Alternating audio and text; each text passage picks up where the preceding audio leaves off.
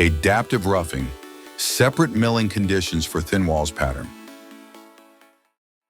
Adaptive roughing toolpaths apply the same cutting method throughout, forcing either one-way or zigzag machining for the entire part. This limitation increased machining time for parts with thin walls, requiring extra tool retracts, longer air moves, or inefficient cutting patterns that extended cycle times and raised manufacturing costs.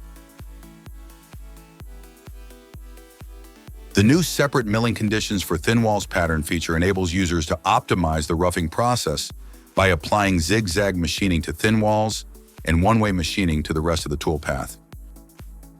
It optimizes machining time by independently controlling cutting methods for thin walls versus bulk material, reducing unnecessary tool retracts and air moves, cutting cycle time by 10 to 30% on parts with extensive thin wall features while maintaining surface quality and tool life.